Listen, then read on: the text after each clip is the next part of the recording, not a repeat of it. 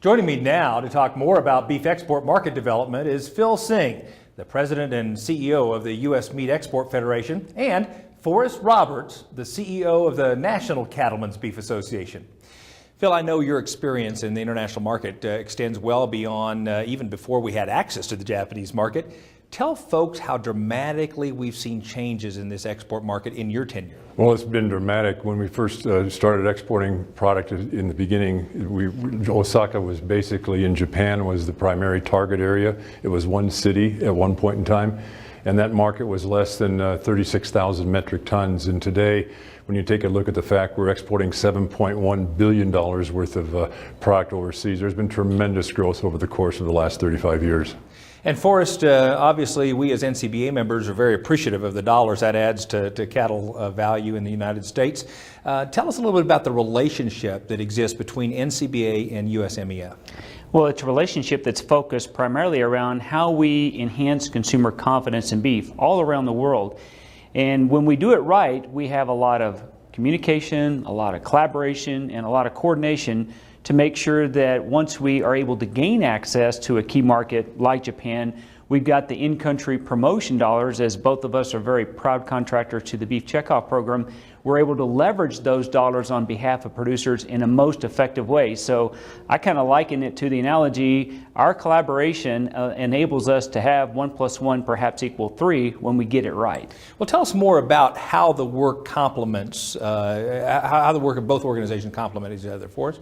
Well, when you look at the massive amount of in-country intelligence that the U.S. Meat Export Federation team brings to the discussion, that intelligence is incredible in terms of our ability to use that intelligence with our team in Washington, D.C. to work together and collaborate on how we remove first these market access barriers that have been there for years and for decades. And they change based off of political dynamics and changes within the marketplace.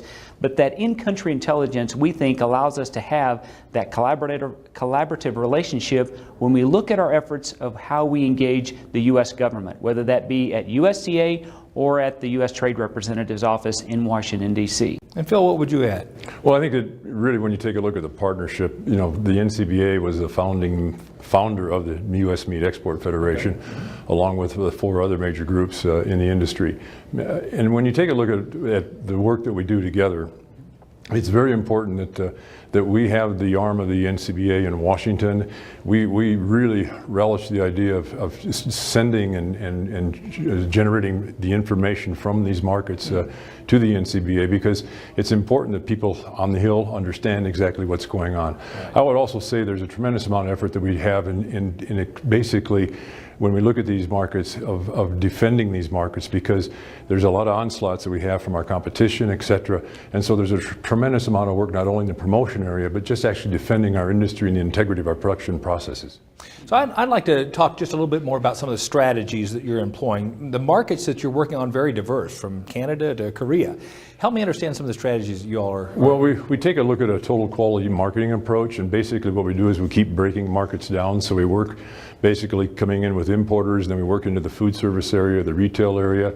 And frankly, our work really basically starts out talking about development. We work basically in market development. And as you work in these markets, there's always competition. There's over 20 competitors trying to deal in Japan or Korea or these other markets.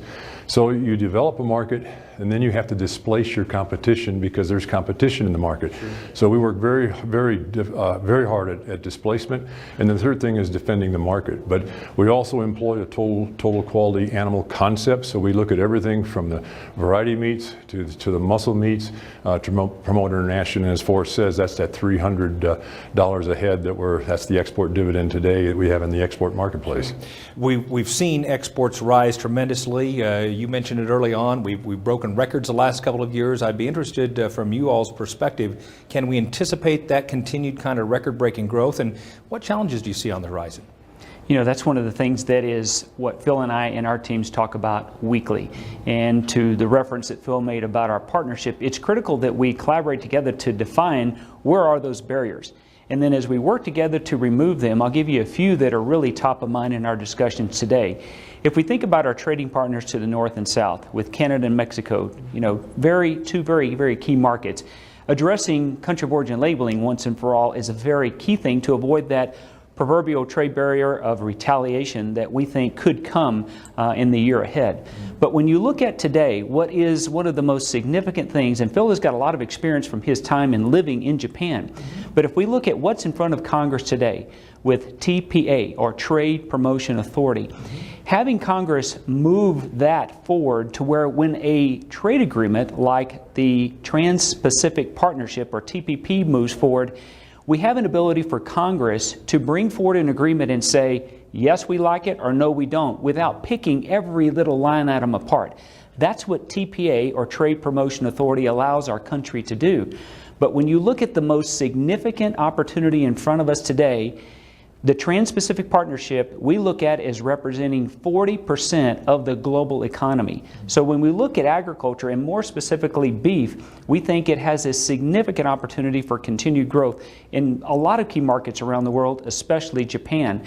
And that's where Phil and I have worked hand in glove together with our role on the Ag Policy Advisory Committee to USDA and to USTR to make sure we're providing all those perspectives from the beef industry about what's important, first to producers and then secondly to exporters, so that we can make sure we continue to grow that value that's there north of $300 a head, because it is substantial. We think it's significant, not just now, but in several years to come. What do you see on the horizon, Phil? Well, I think it's very positive on the horizon. I think when we look at beef trade, in general, it's gone up on every year for the last 25 years by 3 to 5%. When we look at the Trans-Pacific Partnership that Forrest referenced, you're looking at 65% of the world's middle class being in Asia over the course of the next 15 years. And as people have their wealth increase, they move from the cereals to the proteins. So if the U.S. beef industry is there, and that's what we're trying to do with this access and trying to get more meaningful access in these markets, I mean, the opportunities just there are immense. So very exciting when we look at the future. Phil, Forrest, it makes you want to wish you were a little younger to participate in some of this. Absolutely. Well, we appreciate all that you've done, because we are reaping the results of 40 years of effort on you and your team. Forrest gets to talk to NCBA members on a daily basis. You're out there promoting our product overseas. I'd like to give you an opportunity. What do you want our NCBA members to know about Meat Export Federation and about the importance of exports? Well, I appreciate, number one, their commitment to the export market. I appreciate the checkoff dollars that have been devoted over the years, because market development is a long-term process. And so people have to stay the course. So the perseverance, and I think the attention to the international markets is very important, and I would hope that would continue, because when you look at the opportunities that are out there, it's immense as far as the opportunities for the U.S. beef industry internationally. Thank you both for coming today, and more importantly for what you're doing to make U.S. beef so competitive on a global marketplace. Our pleasure. Thanks.